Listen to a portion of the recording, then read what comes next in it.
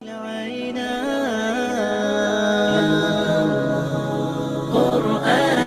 في قلبي دوما يغمرني من فيض ضياء آيات المولى تدفعني نحو العليا والكون الواسع في صدري أحضنه أرضا وسماء يا ربي قد نلت منايا وبختم كتابك أرقى يا أهل الحفاظ أطلوا لتحيوا خير الأبناء.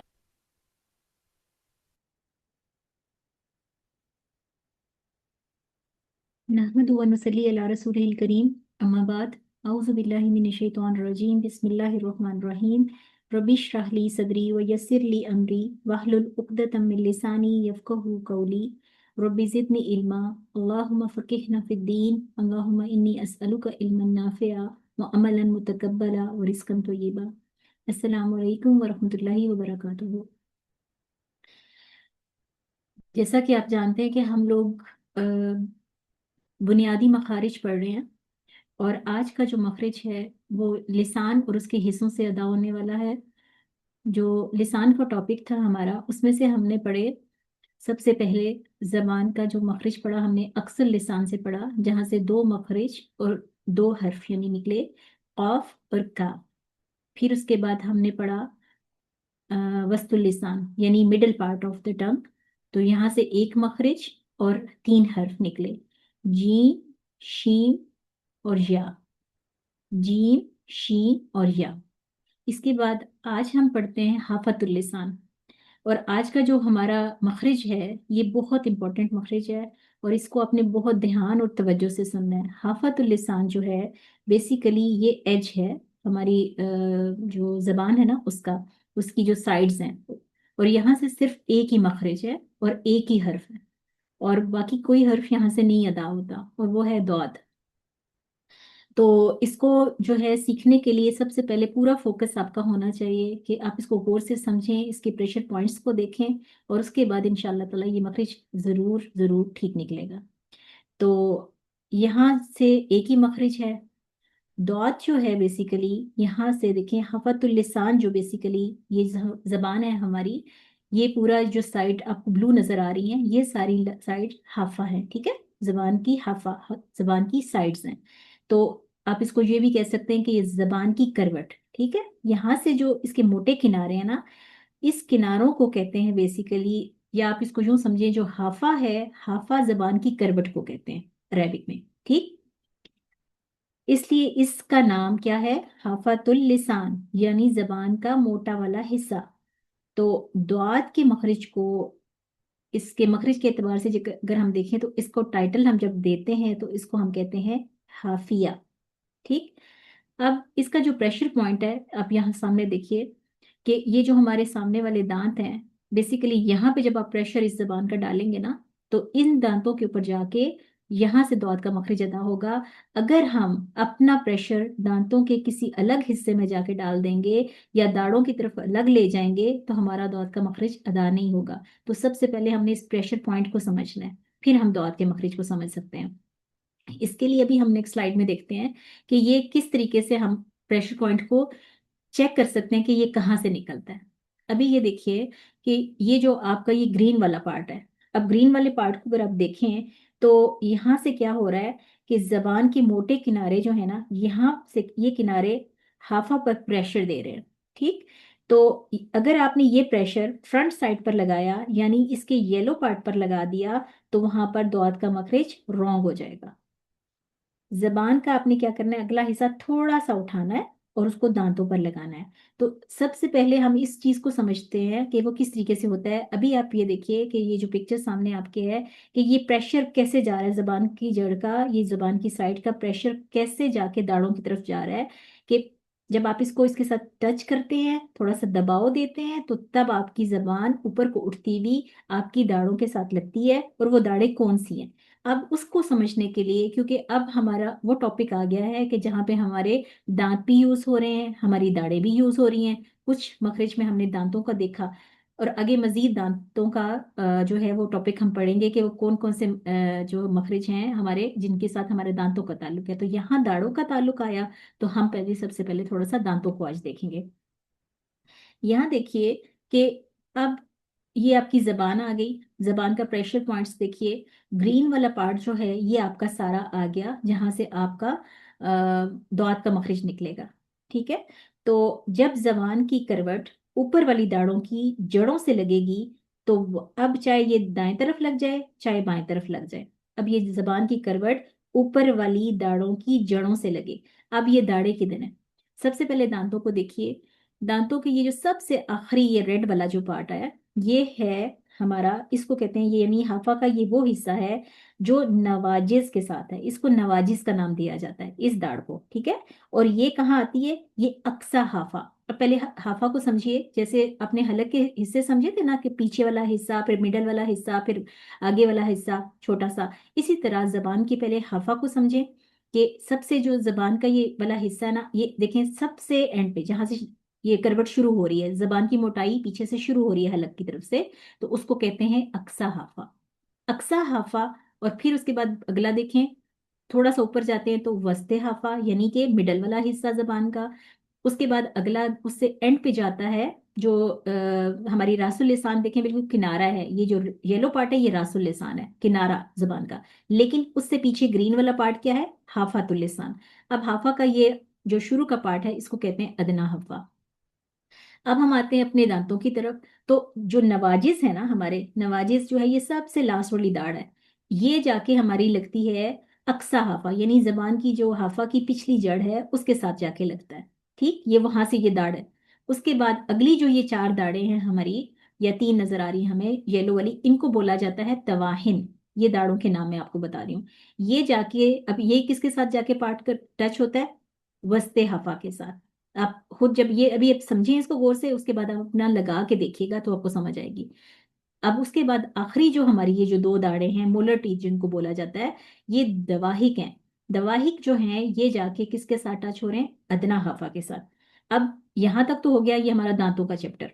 अब यहाँ देखिए, सबसे पहले जो दो दांत, दो दाढ़ें आई दवाहिक, वो बिल्कुल शुरू में, क्योंकि जैसे हमारी वो शुरू के दांतों का वो आता है, उसके साथ ही देखें आपकी जुबान की जो पहला हिस्सा आता है अदना, वो दवाहिक के साथ। ठीक। फिर उसके बाद जो मिडल वाला आता है, वहां से दरमियान जो हाफा का दरमियान हो गया, और उधर से हमारी दाढ़ों का दरमियान, वो तवाहिन हो गई। फिर उसके बाद लास्ट वाली जो दाढ़े है नवाजिस, वो किसके साथ जाके लगी? अक्सा हाफा के साथ। ये यहाँ तक ये चीजें समझ लीजिए पहले। अब अभी हो सकता है शुरू में आपको थोड़ा सा मुश्किल लगे, लेकिन जब इसको आप गौर से सुनेंगे समझेंगे तो फिर आपको ये बहुत ईजी हो जाएगा। अब इसका मखरज देखते हैं कि इसका मखरज है क्या। अब हमने देखना है कि जब जबान की करवट यानी जबान की हाफा ऊपर वाली दाढ़ों की जड़ों से लगे, या अब आप ये, अब ये वाली जड़ें, ये जो जबान की साइड्स है ना, ये दोनों तरफ लग सकती हैं। देखिए जैसे अभी दांतों की तरफ आए, तो दांतों की दोनों तरफ ये दाढ़ें हैं ना, नवाजिज भी दोनों तरफ हैं, तवाहिन भी दोनों तरफ हैं, दुआहिक भी दोनों तरफ हैं। इसी तरह जबान की तरफ जाएं तो जबान की दोनों तरफ अदना भी, अदना हाफा भी है, वस्ता हाफा भी है, अक्सा हाफा भी है। अब चाहे राइट साइड हो चाहे लेफ्ट साइड हो, चाहे वो जबान की हो चाहे वो दांतों की हो। ठीक। अब जब ये आपकी करवट है जबान की, ये ऊपर वाली दाढ़ों की जड़ों से लगेगी। अब चाहे दाएं लगाएं चाहे बाएं लगाएं, या दोनों तरफ लगाएं, दोनों तरफ से भी हो सकता है। तो अगर आप इसको राइट साइड पे लगाएंगे ना तो ज्यादा इजी रहेगा। ठीक है, इसको अदा करते हुए। तो दुआत के लिए आपने क्या करना है? आपने जो जबान के ये जो मोटे किनारे हैं यानी हाफा पर प्रेशर देना है इस ग्रीन वाले हिस्से पर। और अगर आपने ये प्रेशर फ्रंट साइड यानी येलो वाली साइड पर लगा दिया, तो आपका दुआत का मखरज रॉन्ग हो जाएगा। तो पहले क्या करना है आपने? जबान और दांतों को समझ के, और उसके साथ आपने क्या करना है, पहले अपनी जबान को उंगली से टच कीजिए अंदर, और उस पे देखिए कि अक्सा कहाँ से है, वस्त कहाँ पे आ रही है, अदना कहाँ आ रही है। इसी तरह दांतों को उंगली से टच कीजिए, नवाजिज, तवाहिन और दवाहिक को समझिए। और उसके बाद समझने के बाद फिर आपने इन दांतों को इस तरीके से लगाना है।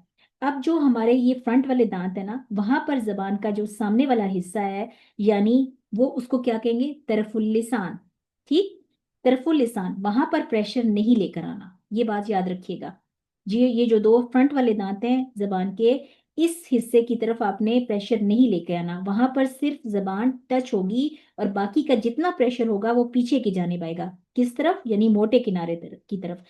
अब इस हिस्से पर प्रेशर देने से क्या होगा, जबान की ये जो जड़ है, अक्सा है, ये आपकी ऊपर को उठेगी और जबान का जो मिडल वाला हिस्सा है, वस्त हाफा, वो भी उठा होगा और जाके किसके साथ लगेगा, आपके पैलेट के साथ जाके लगेगा और वहां पे लॉक हो जाएगा।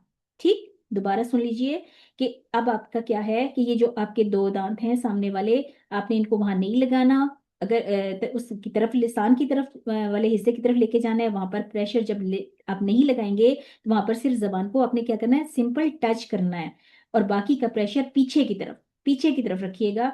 और यानी किस तरफ, अपने वस्त हाफा या अक्सा हाफा की तरफ, मोटे वाले हिस्से की तरफ।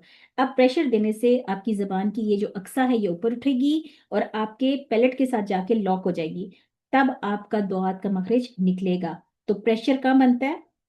अब ये पूरा प्रेशर, जैसे पिछली स्लाइड में मैंने आपको बताया था कि ये प्रेशर कहाँ से बनता है, पिछली स्लाइड को देखिए, वहां पे आपको ये चीज समझ आएगी कि वो, अभी ये जो एरो आपको नजर आ रहे हैं व्हाइट वाले, ये पूरा आपने अपनी, ये देखिए, अक्सा को उठाया, फिर ऊपर से अपनी जबान को यहाँ मिडल वाला पार्ट उठाया और ये पूरा प्रेशर जाके ये जो मिडल वाला पार्ट है आपका पैलेट वाला, यहाँ पे आके जबान देखें, ऊपर से किनारा भी उसका देखें, अगला रासुल लिसान का, वो जाके सिर्फ टच हुआ। अगर अगर आप उसको दबाएंगे, प्रेशर देंगे, तो ये लॉक नहीं होगा, मिडल वाला हिस्सा लॉक नहीं होगा, जहाँ पे ज्यादा जाके एरो आ गए। ठीक है, तो उसको आपने समझना है। तो ये जब आप करेंगे, इससे आपका मखरज बिल्कुल ठीक निकलेगा। अगर हम इसकी फ्रंट साइड पर इसको यानी बाहर की तरफ निकालेंगे ना, तो फिर हमारा मखरज क्या हो जाएगा, रॉन्ग हो जाएगा, उससे आपने बचना है। अच्छा, अब वो मखरज क्या बनेगा अगर आप इसको बाहर ले जाते हैं, तो अब क्या होगा, आपका मखरज दाल बन जाएगा या फिर बन जाएगा वा। ठीक है, दा या वा, ये बन जाएगा। ना दा करना है ना वा करना है। ठीक है, दौद, दौद, इस तरीके से आपने ये वर्ड निकालना है। दौद एक मोटा लेटर है और इसमें जबान की साइड वाले जितने भी मसल्स है ना आपके, ये पूरे के पूरे यूज होंगे प्रेशर के साथ। ठीक है, जो किसी और मखरज के लिए यूज नहीं होते। इनका ये जो मसल्स है ना हमारी जबान के जो साइड वाले हैं, ये सिर्फ और सिर्फ इस मखरज में यूज होते हैं, बाकी किसी मखरज में यूज नहीं होते।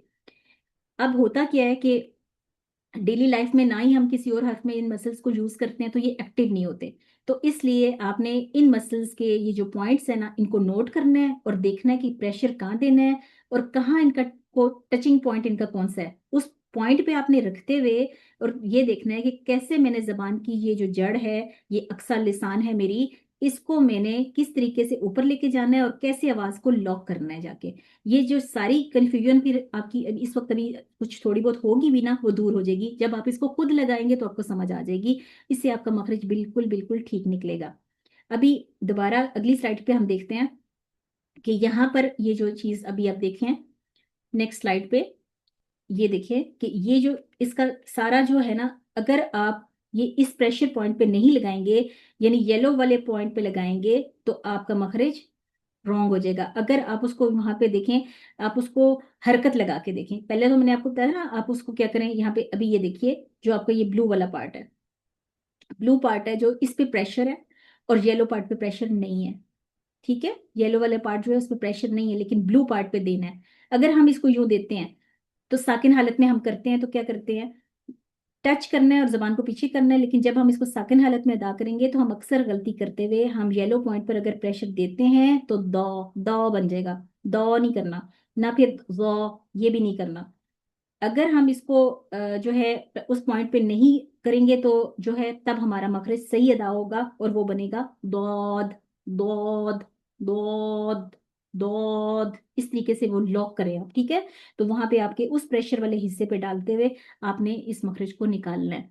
और आज आपका यही होमवर्क है कि आपने ये हाफातुल लिसान के जितने भी पार्ट्स मैंने भी आपको समझाए हैं, इसको आपने खुद अपनी फिंगर के साथ टच करते हुए पहले इनके नामों को याद करें, नामों को याद करते हुए फिर दांत, ये दाढ़ों की तरफ जाएं और इन दाढ़ों को याद करते हुए नवाजिश को अक्सा के साथ, तवाहिन को वस्त के साथ, दवाहिक को अदना के साथ लगाते हुए आपने इसको प्रैक्टिस करनी है। और इन मसल्स को, बेसिक ये जो आपके ग्रीन वाला पार्ट है, ये जबान के ये वो वाले मसल्स हैं जिनको आपने एक्टिव करना है। इसको थोड़ा सा एफर्ट लगेगी तो ये इंशाल्लाह ताला आप इससे यूज्ड हो जाएंगे। कल इसको हम मजीद देखेंगे कि इसके अंदर हम और मजीद किस तरीके से क्या क्या गलतियां करते हैं, या हमारा जो अक्सर क्वेश्चन आता है कि हमारा दौद और जौ, ये इसमें क्या फर्क है, जौ करें इसको या दौ पढ़ें, क्या फर्क पड़ता है। तो उस चीज को हम कल इंशाल्लाह सीखेंगे। लेकिन आज के लिए आपका होमवर्क इतना ही है कि आपने अपने इन मसल्स को एक्टिव करना है, और इन मसल्स के साथ आपने हाफा को समझना है, और उसके साथ साथ अपनी दाढ़ों को के नामों को याद करते हुए आप इस पे आएंगे। तो जब आप इसकी जूं जूं इसके आगे हम चलते जाएंगे इंशाल्लाह ताला, आप उसको जब वर्ड्स के साथ अदा करेंगे तो आपको इसको और समझना आसान हो जाएगा। तो आज के लिए बस इतना ही। अल्लाह ताला आप लोगों के लिए आसानी करें और इसको समझने की तौफीक अता फरमाए, और इस कुरान को बेहतरीन हकूक के साथ हम इसको पढ़ें, और अल्लाह ताला हमसे वो कबूल करें। आमीन। जज़ाकुमुल्लाह खैर। अस्सलाम वालेकुम रहमतुल्लाहि व बरकातुहू।